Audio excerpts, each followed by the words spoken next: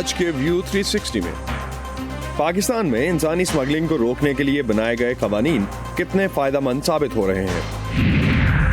بھارت میں شہریت کے نئے قوانین پر احتجاج کرنے والے بھارتی نژاد امریکی کیا کہتے ہیں، اور کیا آپ جانتے ہیں کہ ایل جی یعنی کائی کاربن سے پاک ایندھن اور خوراک مہیا کرنے کا ذریعہ بن سکتی ہے۔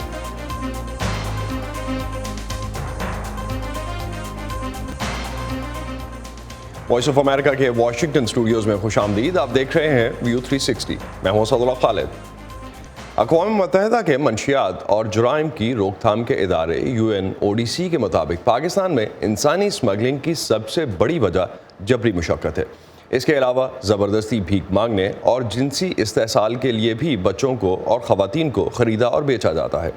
سن 2018 اور 19 کے دوران پاکستانی خواتین کو جعلی شادیوں کی غرض سے چین لے جائے جانے کی خبریں ساری دنیا کے میڈیا کی ہائی لائٹس بنی۔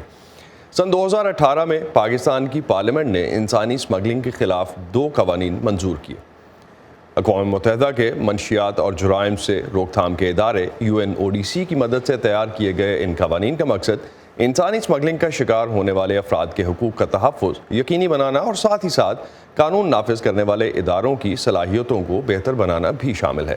ان نئے قوانین کے تحت انسانی اسمگلرز اور ان جرائم میں ملوث افراد کو سخت سزائیں دی جا سکتی ہیں۔ UNODC کے مطابق پاکستان ان 10 ممالک میں شامل ہے جن کے باشندے غیر قانونی طریقوں سے یورپی یونین اور آسٹریلیا جانے کی کوشش کرتے ہیں، اور ان طریقوں میں انسانی اسمگلنگ بہت نمایاں ہے۔ پاکستان کے وفاقی تحقیقاتی ادارے FIA کے سپریم کورٹ میں پیش کیے جانے والے اعداد و شمار کے مطابق سن 2017 میں 6,500 سے زائد پاکستانی غیر قانونی طور پر ایران کے راستے یورپی ممالک میں داخل ہوئے۔ اس سال کے دوران 27,500 سے زائد پاکستانیوں کو یورپی ممالک، ترکی اور ایران سے ڈپورٹ کیا گیا۔ FIA کے ریکارڈ کے مطابق سن 2018 میں انسانی اسمگلنگ کے 7,037 کیسز درج ہوئے، جن میں سے 6,343 کیسز کو نمٹا دیا گیا۔ ان کیسز میں 348 کیسز ایسے تھے جو انسانی اسمگلنگ کے 2018 کے نئے قوانین کے تحت رجسٹر کیے گئے تھے۔ پاکستان میں نئے قوانین بننے سے انسانی اسمگلنگ میں کتنی کمی آئی ہے اور اس کے مؤثر نفاذ میں کیا چیلنجز درپیش ہیں، اس پر ہم بات کریں گے پاکستان سپریم کورٹ کے وکیل ضیاء احمد آوان، جو اس وقت ہمارے ساتھ موجود ہیں اور اس حوالے سے انہوں نے کافی کام بھی کیا ہے۔ ضیاء صاحب، نئے قوانین سے کیا تبدیلی آئی ہے یا آ سکتی ہے؟ کیا آپ سمجھتے ہیں کہ اس مسئلے کے مؤثر حل کے لیے یہ جو 2018 میں قوانین بنائے گئے وہ مکمل ہیں؟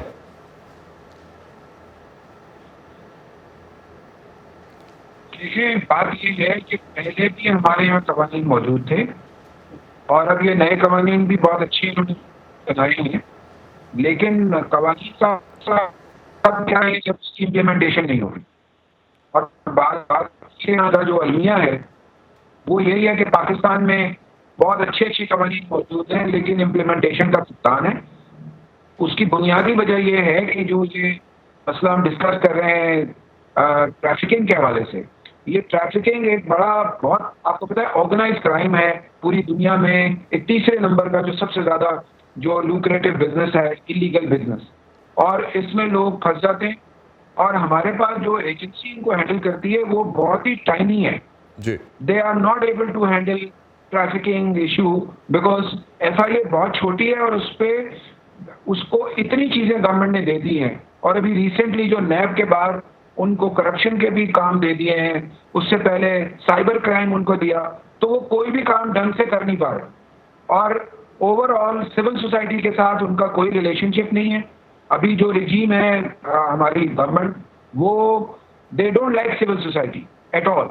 جو دیکھ رہا ہوں کہ میں جس طرح سے سول سوسائٹی شرنک کر رہی ہے، اور ایون UN کے جو ادارے ہیں وہ بھی ٹوکن میں سول سوسائٹی کے ساتھ کام کر رہے ہیں، وہ زیادہ تر گورنمنٹ کے ساتھ کام کر رہے ہیں۔ اور سول سوسائٹی کا بہت امپورٹنٹ رول ہوتا ہے۔ پاکستان کے بہت پورس بارڈرز ہیں، گورنمنٹ کے بہت سارے مسائل ہیں ان کو ہینڈل کرنے میں، دے کانٹ ہینڈل سنگلی۔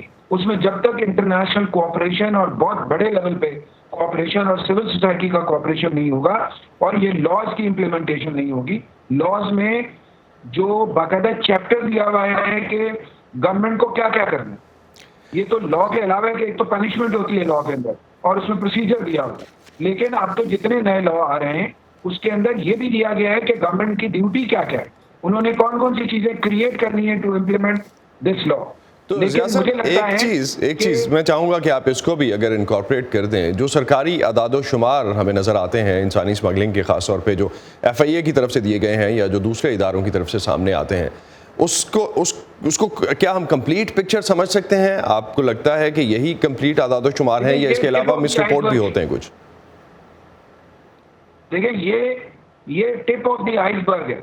وجہ یہ ہے کہ ہمارے جو ایئرپورٹس کے روٹس ہیں ادھر سے بھی بہت ساری جو ہے نا ٹریفکنگ ہوتی ہے اور بہت ساری فارمز میں ہوتی ہے. اس کو ہم دیکھیں نا, اڈاپشن کے حوالے سے ہوتی ہے, اس کے علاوہ women and children visit visa پہ کوئی دبئی جا رہا ہے, کوئی قطر جا رہا ہے, کوئی کہاں جا رہا ہے, وہ وہاں پہ پھر ٹریفکنگ کا پارٹ بن جاتے ہیں.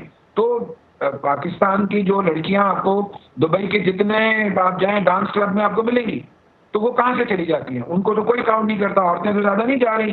جو یہ جو مند بلو والا ہے یا ایران والا راستہ ہے, اس میں تو زیادہ تر جو ہے وہ ہیومن اسمگلنگ ہوتی ہے, لیکن ٹریفکنگ جو ہے وہ تو ایئرپورٹس کے ذریعے بھی ہوتی ہے. اور پاکستان کا مسئلہ یہ ہے کہ پاکستان کا بہت پورس بارڈر ہے افغانستان کے ساتھ, ایران کے ساتھ, اوور آل چائنا کے ساتھ, اور پھر باقی جو ہمارے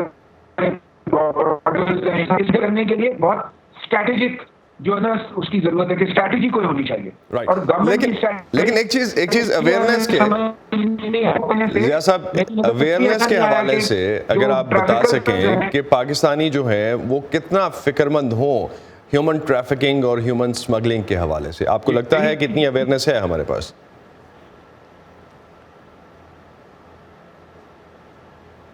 دیکھیں دوبارہ دہرائیں گے آپ پلیز؟ جی میں جاننا یہ چاہ رہا ہوں کہ پاکستانیوں کو کتنی اویئرنیس ہے اس حوالے سے, اور پاکستان کو کتنا اس پہ فکر مند ہونا چاہیے, اگر آپ کوئکلی اس کو رسپونڈ کر سکیں. There is hardly awareness.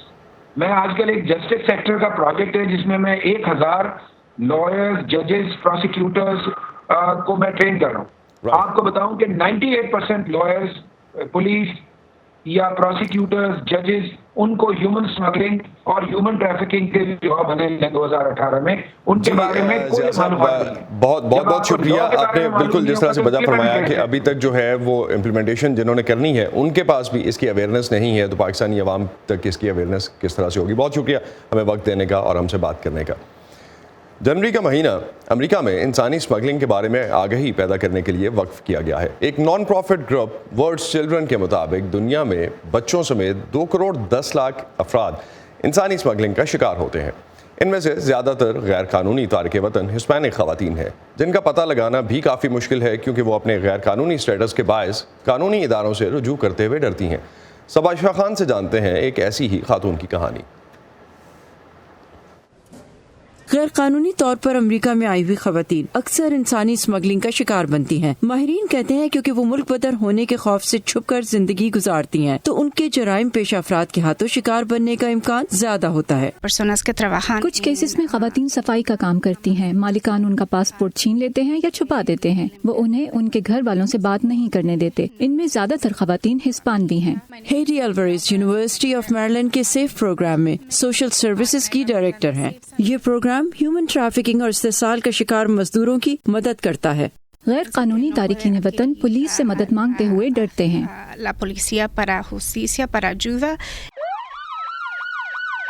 امریکی محکمہ ہوم لینڈ سیکیورٹی کے مطابق جرائم پیشہ تنظیموں نے 2018 میں انسانی اسمگلنگ کے ذریعے $150 ارب کمائے, جبکہ نیشنل ہیلپ لائن کو 41,000 کالز موصول ہوئی. اگر مردوں کی بات کریں تو آپ کو کنسٹرکشن, بزنس اور زراعت کے شعبے میں متاثرین نظر آتے ہیں, جبکہ شکار بننے والی خواتین مساج پارلرز اور گھریلو کام کاج میں ملتی ہیں. جو جورانمو department of homeland security میں تحقیقات کے ڈیپٹی ڈائریکٹر ہیں, وہ کہتے ہیں غیر قانونی تارکین وطن کو خطرہ زیادہ ہے. اور انسانی اسمگلنگ کرنے والے اسی کا فائدہ اٹھاتے ہیں کیونکہ ان کی کمزوری ہوتی ہے کہ وہ غیر قانونی تارک وطن ہونے کے باعث قانونی اداروں کا سامنا نہیں کر سکتے اور مجرمان اس کا فائدہ اٹھاتے ہیں. میریلینڈ کی مونگمری کاؤنٹی میں بڑی تعداد میں ہسپانوی آباد ہیں. مقامی قانون ساز کہتے ہیں اس موضوع پر بات کرنا اہم ہے. to, meet people who have been and beaten and drugged. लोगों को मारकर नशे में करके जबरन उनके साथ जिस्मानी ज्यादती की जाती है और उनसे मजदूरी कराई जाती है। हुकाम सोशल मीडिया पर एहतियात की तलकीन भी करते हैं। वो कहते हैं बहुत से मुजरिम गिरोह ऑनलाइन नौकरियों का लालच देकर मासूम लोगों को फंसाते हैं। क्रिस्टीना काइसेरो स्मिथ के साथ सबा Shah Khan, voice of America. अमरीकी महकमा खारजा की गुज़िश्ता साल की एक रिपोर्ट के मुताबिक अमरीका उन 3 ममालिक में से एक है जहां ह्यूमन ट्रैफिकिंग के सबसे ज़्यादा वाक़यात होते हैं। जैसे हम पहले बात कर रहे थे कि अमरीका में जनवरी का महीना ह्यूमन ट्रैफिकिंग से मुतालिक आगाही फैलाने के लिए वक्फ किया गया है और अब इसके सद्देबाब और आगाही के लिए कानून नाफिज करने वाले इदारे मुख्तलिफ शोबों से ताल्लुक़ रखने वाले अफराद को ट्रेनिंग भी दे रहे हैं। नीलोफर मुगल हमें एक ऐसी ही ट्रेनिंग में लेके जा रही हैं जो होटल और हॉस्पिटैलिटी स्टाफ को दी जा रही है। अमरीकी रियासत वर्जीनिया के शहर वुडब्रिज के पुलिस डिपार्टमेंट के ये एहलकार आज अपनी ड्यूटी पर नहीं, लेकिन वो एक अहम जिम्मेदारी निभा रहे हैं। आज हम यहाँ पर इंसानी स्मगलिंग के हवाले से एक ट्रेनिंग कर रहे हैं। ये ट्रेनिंग मुख्तलिफ इदारों और होटल मैनेजमेंट से ताल्लुक़ रखने वाले लोगों के लिए मुनक्किद की गई है।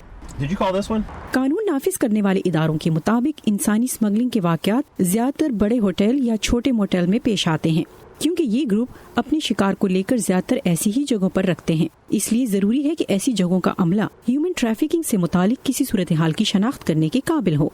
We find it to be helpful because हमारे नज़दीक ये ट्रेनिंग मददगार साबित हो सकती है, क्योंकि लोग चीज़ों के बारे में रिपोर्ट करना नहीं जानते या इस बारे में समझ नहीं सकते। लिहाजा यहाँ पर मुख्तलिफ इदारों के अमले को इंसानी स्मगलिंग की अलामात के बारे में आगाही देने से वो इस तरह के वाक़यात पर रिपोर्ट कर सकते हैं।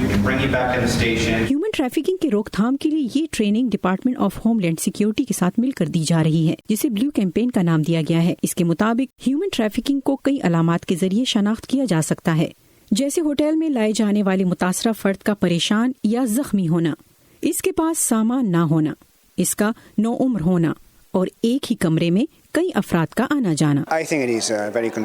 मेरे ख्याल में ये एक अहम इशू है और यकीनन इसे वो अहमियत नहीं दी गई जो इसे मिलनी चाहिए थी, लेकिन मुझे खुशी है कि अब इस पर बात की जा रही है। इंटरनेशनल लेबर ऑर्गेनाइजेशन के मुताबिक दुनिया भर में तकरीबन 4 करोड़ से ज्यादा अफराद ह्यूमन ट्रैफिकिंग का शिकार हैं। आलमी सतह पर ह्यूमन ट्रैफिकिंग से सालाना $150 बिलियन मुनाफा कमाया जाता है।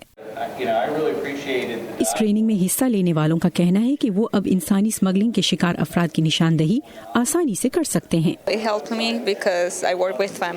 इससे मुझे बहुत मदद मिली है, क्योंकि मैं फैमिलीज के साथ काम करती हूँ। कभी कभार वो इस बारे में नहीं जानते, वो नहीं जानते कि ऐसा कुछ हो रहा है। हो सकता है कि वो ऐसी सूरत हाल से गुजर रहे हों और वो डर की वजह से इसे रिपोर्ट न करना चाहते हों। इस ट्रेनिंग से हमें कुछ ऐसी अलामात समझने में मदद मिली जिनके बारे में हमें पहले पता नहीं था। अब हम लोगों को इस तरह की सूरत हाल से निकालने में मदद कर सकते हैं।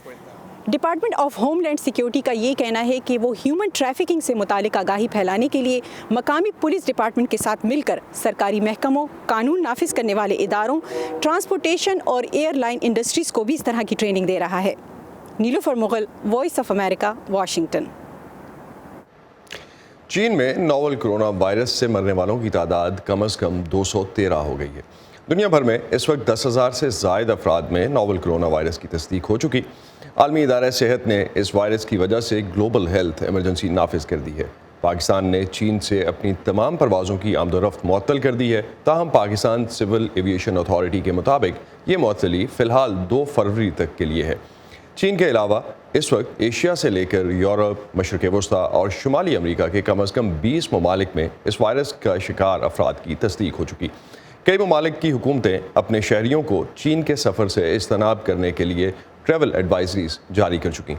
अमरीकी महकमा खारजा ने भी अपने शहरियों को चीन का सफ़र ना करने की हिदायत जारी की हैं। आज अमरीकी सेनेट में जारी सदर डोनाल्ड ट्रंप के मुआखज़े के लिए डेमोक्रेट्स के मुतालबे पर मज़ीद गवाहान की तलबी के लिए वोटिंग होगी। अलबत्ता माहिरीन के मुताबिक सेनेट में हुक्मरान जमात रिपब्लिकन पार्टी की अक्सरियत होने की वजह से सेनेट से मज़ीद गवाहान की तलबी की मंजूरी ना मिलने का इम्कान है। गालिब इम्कान यही है कि बहुत जल्द सदर ट्रंप के खिलाफ मुआखज़े की कार्रवाई अपने मंतकी अंजाम तक पहुँच जाएगी और उन्हें तमाम इल्ज़ामात से बरी कर दिया जाएगा।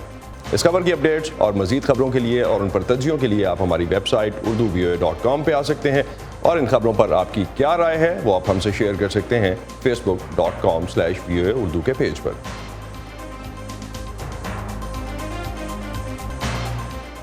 بھارت میں شہریت کے نئے قوانین NRC اور NPR کے خلاف طلبہ تنظیموں اور مسلم شہری حقوق کی نمائندہ تنظیموں کی طرف سے مسلسل احتجاج کا سلسلہ جاری ہے۔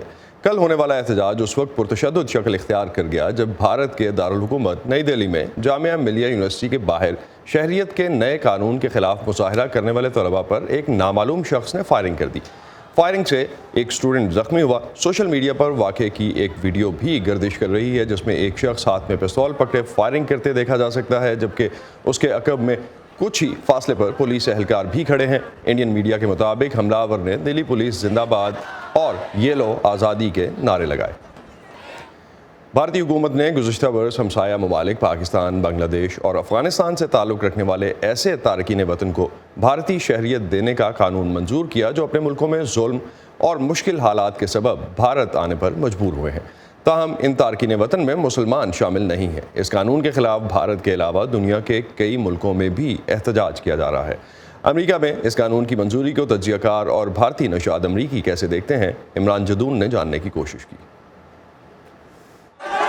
بھارتی حکومت کے شہریت کے لیے نئے متنازع قانون کے خلاف بھارت میں احتجاج کا سلسلہ جاری ہے۔ اس قانون پر انسانی حقوق کی تنظیموں کے علاوہ پاکستان اور امریکہ سمیت دنیا کے مختلف ملکوں میں تشویش کا اظہار کیا گیا ہے۔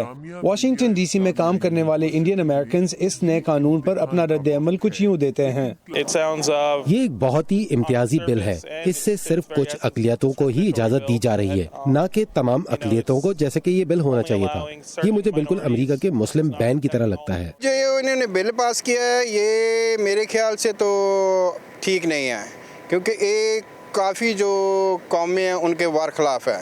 آج مسلمان کے وار خلاف ہیں، یہ کل کو سکھ کے وار خلاف بھی ہو سکتے ہیں، کچھ بھی ہو سکتا ہے۔ شہریت کے نئے قانون کے خلاف اس ہفتے بھارتی نژاد امریکیوں نے واشنگٹن ڈی سی اور امریکہ کے کئی دوسرے شہروں میں بھی مظاہرے کیے۔ مظاہرین کا کہنا تھا کہ ان کا احتجاج ہندوستان کے آئین اور سیکولر اقدار کے تحفظ اور انتہا پسندی کے خلاف ہے۔ The spirit of India and the spirit of Indians and the spirit of Indian Americans is inclusive. دوسروں کو ساتھ ملا کر چلنا انڈینز اور انڈین امریکنز کے مزاج کا حصہ ہے اور اسے تبدیل نہیں کیا جا سکتا۔ یہ ہمارے DNA میں ہے۔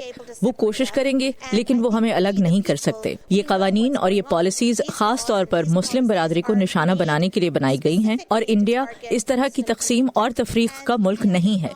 اس ہفتے انڈین امریکن مسلم کونسل نے امریکی کانگریس میں بھارتی شہریت کے قانون کے بارے میں ہونے والی ایک بریفنگ میں امریکہ اور دیگر ملکوں پر زور دیا کہ وہ بھارت میں اقلیتوں کے حقوق کے لیے اپنی آواز اٹھائیں۔ بھارتی حکومت کی جانب سے کوئی بھی ایسا قدم جو سزا سے بے خوفی کے اس کلچر کی حوصلہ افزائی کر رہا ہے، دنیا کے لیے تشویشناک ہونا چاہیے۔ میرے خیال میں امریکی حکومت، انتظامیہ اور کانگریس کے لیے ضروری ہے کہ ان معاملات پر اپنی تشویش کا اظہار جاری رکھیں۔ بھارتی وزیر اعظم نریندر مودی کے مطابق شہریت کا یہ قانون ہمسایہ ملکوں میں رہائش پذیر اقلیتوں کو تحفظ فراہم کرنے کے ان کے وعدے کی تکمیل ہے، اور یہ کہ انہوں نے اس قانون کے ذریعے تاریخی ناانصافی کو درست کیا ہے۔ دوسری طرف بھارتی سپریم کورٹ نے اس قانون پر عمل درآمد روکنے کے لیے دائر کی گئی 140 درخواستوں کی سماعت کے بعد مودی حکومت سے 4 ہفتوں میں جواب طلب کیا ہوا ہے۔ تاہم سپریم کورٹ نے مرکزی حکومت کا جواب سنے بغیر قانون کے نفاذ کو روکنے سے انکار کیا ہے۔ ایسے میں امریکہ میں مقیم بھارتیوں کو امید ہے کہ اس نئے قانون سے شہریوں کے مساوی حقوق متاثر نہیں ہوں گے۔ Imran Jadoon, Voice of America, Washington D C. کائی کو عموماً سمندروں اور تالابوں میں زہریلا تعفن پیدا کرنے کی وجہ سے بری چیز سمجھا جاتا ہے، لیکن یہی کائی ایک فصل کی حیثیت سے کھارے پانی یا صحراؤں میں کاربن سے پاک ایندھن اور خوراک مہیا کرنے کا ذریعہ بن سکتی ہے۔ امریکی ریاست کولوراڈو کی ایک لیبارٹری کائی سے فائدہ حاصل کرنے کے طریقوں پر تحقیق کر رہی ہے۔ اس بارے میں مزید جانتے ہیں اس رپورٹ میں۔ ایک خلیے والا پودا الجی تالاب کی کائی کی وجہ بنتا ہے۔ اکثر لوگ کائی کو مضر سمجھتے ہیں، لیکن کولوراڈو کی نیشنل رینیوبل انرجی لیب میں سائنسدان اس کائی کو ایندھن اور خوراک کے قابل استعمال بنانے کے لیے کوشاں ہیں۔ ہم اس لیبارٹری میں اس لیے کام کر رہے ہیں کیونکہ ہمیں یقین ہے کہ کائی سے بہت سے فائدے حاصل کیے جا سکتے ہیں۔ کائی کو کم گہرے پانی میں ایک فصل کے طور پر اگا کر فائدہ لیا جا سکتا ہے۔ کائی سورج کی روشنی اور کاربن ڈائی آکسائیڈ گیس کو مؤثر طریقے سے خوراک اور ایندھن بنانے والے خام مال میں تبدیل کرتی ہے۔ So you can pull trucks up and over the Rocky Mountains. काई से ईंधन बनाकर ट्रकों को पहाड़ी इलाकों में इस्तेमाल कर सकते हैं। आप हवाई जहाज भी उड़ा सकते हैं और लोग काई के ईंधन से ऐसा कर चुके हैं। साइंसदान काई को लेबोरेटरियों के अलावा खुली फिजा में भी टेस्ट करते हैं। काई की कई किस्में पानी के बगैर भी उगाई जा सकती हैं। When we envision farms, we think of seawater. जब फार्म्स की बात होती है तो हमें खारा पानी, रिसाइकल किया हुआ पानी या तेल और गैस बनाने के अमल से पैदा होने वाले पानी का ख्याल आता है। लेकिन काई को काबिले काश जमीन की जरूरत नहीं होती, क्योंकि ये जमीन की बालाई सतह पर उगाई जाती है। तो मुमकिन है कि काई से बनी अशिया के स्टोर्स में आपको जूतों के तले और कार सीट्स मिलें। आजकल इस्तेमाल किए जाने वाले अक्सर प्लास्टिक खत्म नहीं होते और साल हर साल और सदियों तक मौजूद रहते हैं। बहुत मुमकिन है कि काई से बना हुआ प्लास्टिक बायोडिग्रेडेबल होगा।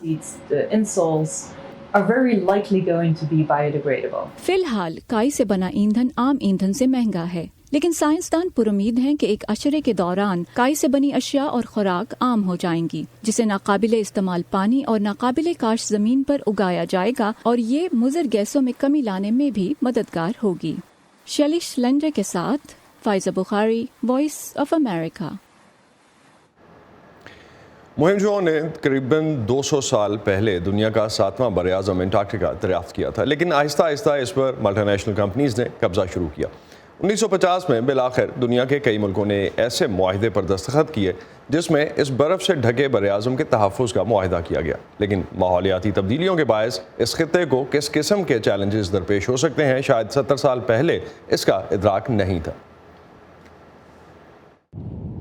200 साल पहले की बात है जब मुहिमजू अफराद ने लकड़ी से बने बहरी जहाज़ों की मदद से सख्त पानियों से गुजरकर बर्फ से ढका एक बरआज़म दरियाफ्त किया।